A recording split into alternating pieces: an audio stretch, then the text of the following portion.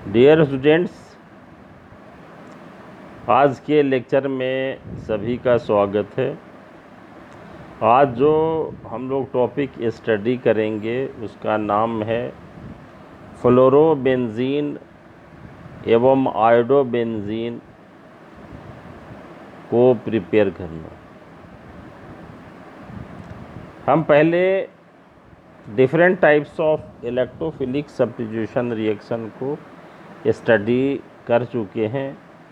उसमें हम लोगों ने स्टडी किया है कि जो different types of electrophilic substitution reaction हैं वो होते हैं nitration, halogenation, alkylation, acylation and sulphonation. Halogenation reaction में हम लोगों ने बेंजीन के हैलोजिनेशन से क्लोरोबेंजीन एवं ब्रोमोबेंजीन को प्रिपेयर किया था।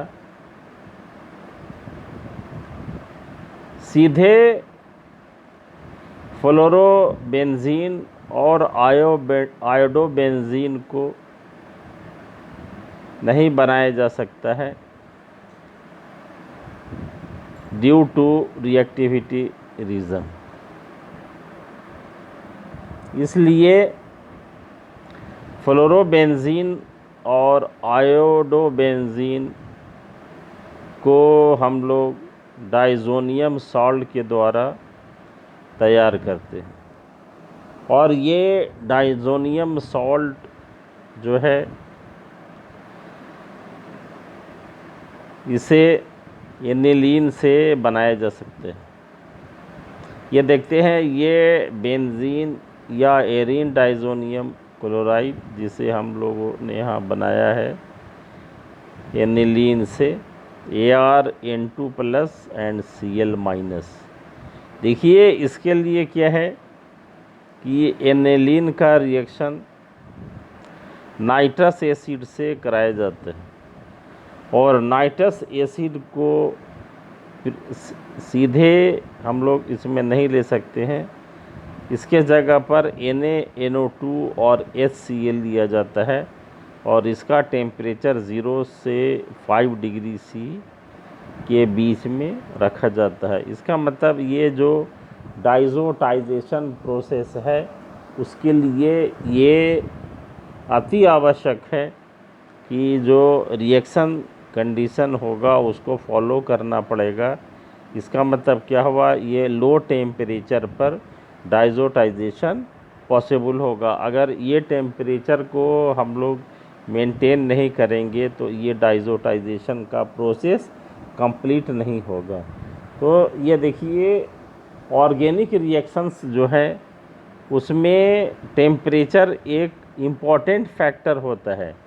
अगर एक पर्टिकुलर टेम्परेचर हम लोग मेंटेन नहीं करेंगे तो जो डिफरेंट रिएक्शंस है जो जिसके लिए टेम्परेचर स्पेसिफाइड किया गया है या जिस टेम्परेचर पर वो रिएक्शंस होता है, अगर उसको मेंटेन नहीं करेंगे तो वो रिएक्शन पॉसिबल नहीं होगा, या तो होगा ही नहीं या होगा तो वो ये जो प्रोडक्ट होगा वो डिस्ट्रॉय हो जाएगा। तो इसलिए यहाँ पर ये इम्पॉर्टेंट बात है कि अगर एनिलीन का डाइज़ोटाइजेशन कराएंगे तो टेम्परेचर 0 से 5 डिग्री रखना आवश्यक है। अब देखिए ये जो एनिलीन है इसे डाइज़ोनियम सॉल्ट किस तरह से बनता है इसे हमें जानना बहुत ज़रूरी है और इसे हम लोग क्या है ये मैकेनिज़्म ऑफ द रिएक्शन कहते हैं, जो पिछले क्लासों में भी हम लोगों ने डिस्कस किया है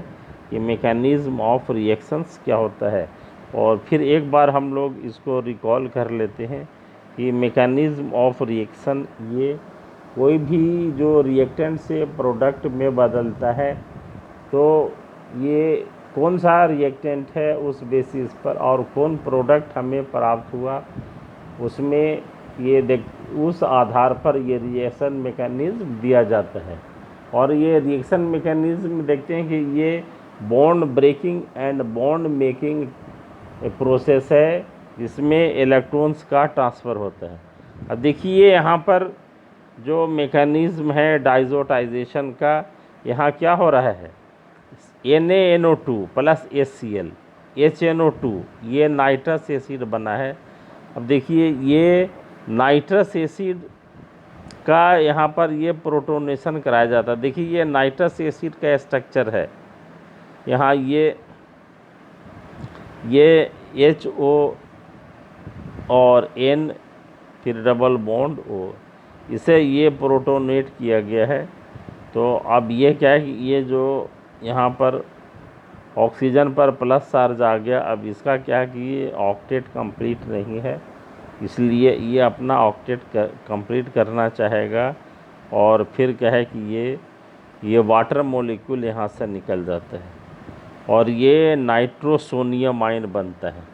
अब ये देखिए जो नाइट्रोसोनियम आयन बना है ये एनिलीन पर ये अटैक करता है इस तरह से, और फिर देखिए यहाँ पर ये यहाँ से ये प्रोटॉन निकल गया और ये OH के पास, यहाँ ये देखिए आ गया O के पास, ये OH और O पर ये क्या है, ये ऑक्सीजन पर प्लस चार्ज। अब N के पास ये जो हाइड्रोजन जो प्रोटॉन है वो यहाँ से निकल करके ये निकल जाता है यहाँ से और वापस ये OH पर आ जाता है। तो ये OH पर आ गया है यहाँ पे।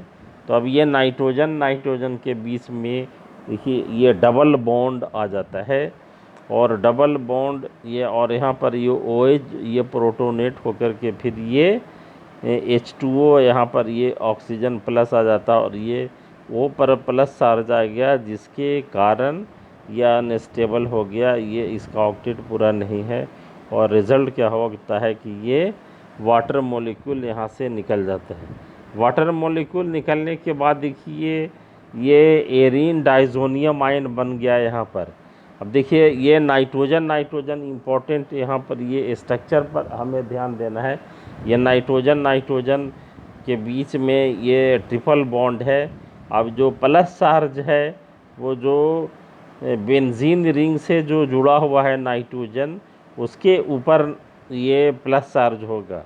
अगर देखिए नाइट्रोजन फिर इसका रिजोनेंस स्ट्रक्चर यहाँ पर हम लोग देख रहे हैं और यहाँ पर देखते हैं कि नाइट्रोजन के बीच में अगर डबल बॉन्ड है तो ये जो बाद वाले जो नाइट्रोजन ये है इसके ऊपर प्लस चार्ज आ जाता है। तो इस तरह से देखिए ये रिजोनेंस स्टेबलाइज हो जाता है ये डाइज़ोनियम आयन। और अब इससे हम लोग क्या करते हैं, ये फ्लोरोबेंजीन और आयोडोबेंजीन बना सकते हैं। तो ये देखिए यहाँ पर क्या है कि ये बेंजीन डाइज़ोनियम क्लोराइड यहाँ पर लिया गया है और ये टेट्राफ्लोरोबोरिक एसिड यहाँ पर है ये। अब देखिए ये टेट्राफ्लोरोबोरिक एसिड है और इसे रिएक्शन कराया गया तो ये बेंजीन डाइज़ोनियम फ्लोरोबोरेट आयन यहाँ पर बन गया है। अब ये जो बेंजीन डाइज़ोनियम फ्लोरोबोरेट आयन जो बना है इसको हीट किया जाता है। तो हीट करने के बाद हमें ये फ्लोरोबेंजीन बनता है। तो देखते हैं यहाँ पर देखते हैं कि ये जो बेंजीन से फ्लोरोबेंजीन हम लोग सीधे ना बना करके इसे डाइज़ोनियम सॉल्ट के द्वारा बनाया जाता है। तो हमें यह ध्यान रखना है कि अगर ये बेंजीन से फ्लोरोबेंजीन अगर हमें प्रिपेयर करना है तो पहले बेंजीन डाइज़ोनियम क्लोराइड बनाएंगे या डाइज़ोनियम सॉल्ट बनाएंगे और फिर ये टेट्राफ्लोरोबोरिक एसिड से इसे रिएक्शन कराएंगे और रिज़ल्ट क्या होगा कि बेंजीन डाइज़ोनियम ये फ्लोरोबोरेट यहाँ मिलेगा और फिर ये डिकम्पोज हो करके हीट करने के बाद हमें फ्लोरोबेंजीन मिलेगा। तो ये सीधे ना ये यहाँ लिख दें रिएक्शन कि जिस तरह से क्लोरोबेंजीन या ल्यूइस एसिड के प्रेजेंस में इसको किया जाता है रिएक्शन और फिर ये क्या होता है क्लोरोबेंजीन बन जाता है। उसी तरह से ब्रोमीन और ल्यूइस एसिड उसका लिया जाता है और ब्रोमोबेंजीन बन जाता है। उस तरह से ना करके इसमें ये थोड़ा सा जो है वो डिफ़िकल्ट तो नहीं कहेंगे, लेकिन ये लेंदी प्रोसेस है।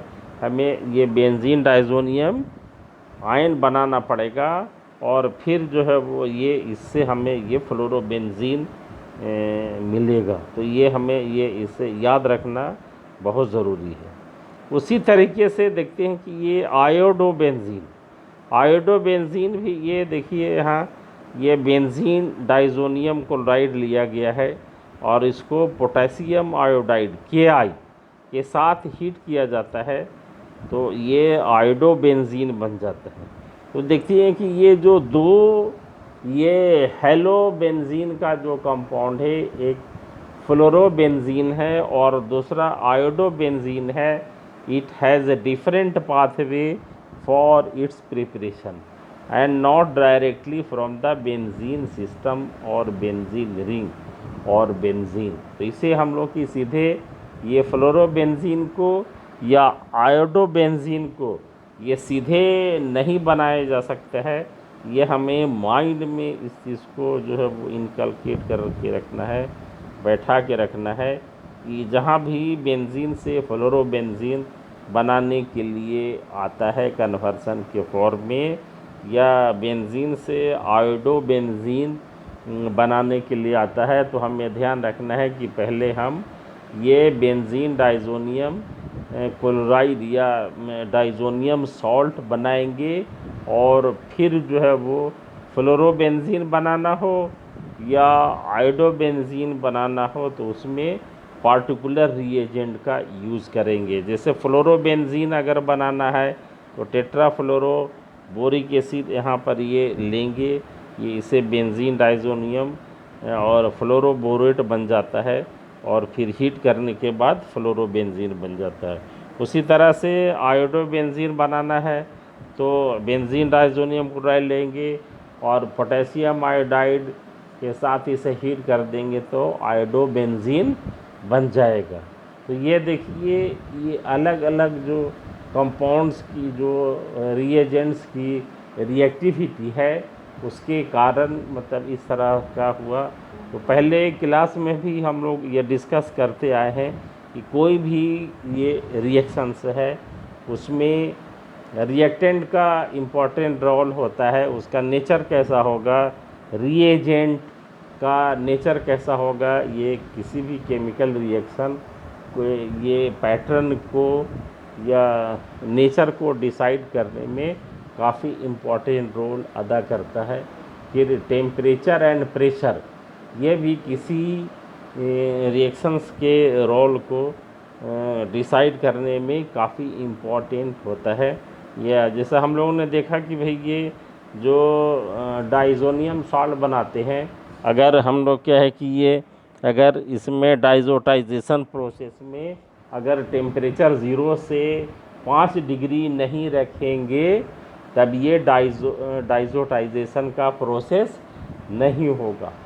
तो इस तरह से देखते हैं कि हम लोगों ने ये एक अलग जो है वो ये मेथड सीखा है। यहाँ पर ये बेंजीन से फ्लोरोबेंजीन ये बनाना, ये किस तरह से, बल्कि ये सीधे इसको नहीं बना सकते हैं बल्कि डाइज़ोनियम सॉल्ट बनाएंगे, उसके बाद ही जो है वो फ्लोरोबेंजीन या आयोडोबेंजीन बना सकते हैं। तो हम लोगों ने आज ये काफ़ी डिटेल में चर्चा किया है कि ये अगर फ्लोरोबेंजीन बनाना हो या आयोडोबेंजीन बनाना हो तो हमें क्या करना है इसके लिए पहले डाइज़ोनियम सॉल्ट बनाएंगे, फिर जो है वो अलग अलग अगर फ्लोरोबेंजीन बनाना है तो टेट्राफ्लोरो बोरिक एसिड लेंगे, अगर आयोडोबेंजीन बनाना है तो Ki के साथ हीट करेंगे। इस तरह से ये आज का यहाँ पर ये लेक्चर हम लोग ये वाइंड अप करते हैं।